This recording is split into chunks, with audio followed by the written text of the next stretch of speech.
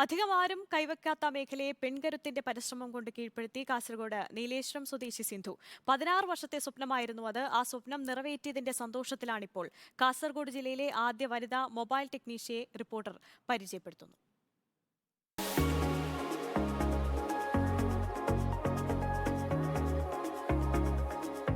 എൻ്റെ പേര് സിന്ധു. നീലേശ്വരം പള്ളിക്കരയാണ് താമസം. ഹസ്ബൻഡ് മൊബൈൽ ഫീൽഡിലാണ്. കല്യാണം കഴിച്ച് വരുന്നത് മുമ്പേ മൊബൈൽ ഫീൽഡിൽ തന്നെയാണ്. കല്യാണം കഴിഞ്ഞ് ആ ഒരാഴ്ച തന്നെ ഞാൻ ഫീൽഡിലേക്ക് വന്നു 2008 മുതൽ. 16 വർഷത്തെ എക്സ്പീരിയൻസ് കുറച്ചൊന്നല്ല. ഞാൻ ഇരുന്ന് കരഞ്ഞ ഫീൽഡായത്.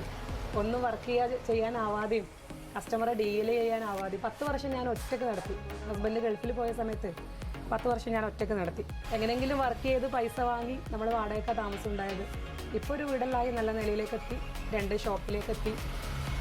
അപ്പം ഇപ്പം നല്ല സന്തോഷത്തോടെ ഉണ്ട്.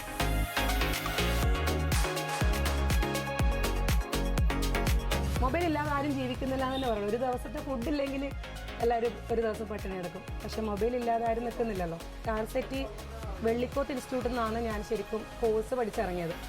32 ആൺകുട്ടികളും ഞാനൊരു ലേഡിയുമാണ്. അവർ വിചാരിച്ചു ഞാൻ എന്തായാലും 2ാമത്തെ ദിവസം ഇട്ടിട്ട് പോകുന്നു. ഞാൻ പിടിച്ചു നിന്നു. എന്താണെന്ന് വെച്ചാൽ എനിക്കറിയാം ഈ ഫീൽഡിനെ കുറിച്ചുള്ള ഗുണം. നല്ല പൈസ ഉണ്ടാക്കാൻ പറ്റിയ മേഖലയാണ്.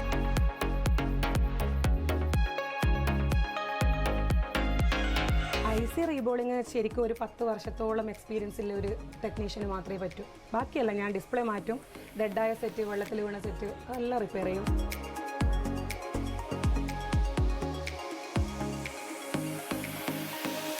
ഒരുപാട് കേസ് കെട്ടുകൾ വന്നതാണ്. സ്റ്റേഷനിലേക്ക് വരെ എത്തിയിട്ടുണ്ട്. ഞാൻ കോടതി കയറിയിട്ടുണ്ട്.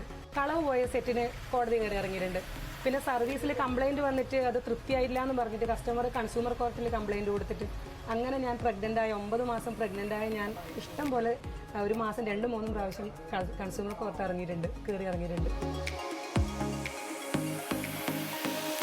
നമ്മളെ 2 സാറന്മാരുണ്ട്, അൻസാരി സാറും പിന്നെ ആനന്ദ് സാറും. രണ്ടാളും തിരുവനന്തപുരത്താണ്. നന്നായിട്ട് എന്താ പറയുക, A to Z കാര്യങ്ങൾ അത്രയും ഭംഗിയായിട്ട് പഠിപ്പിച്ചു തന്നു.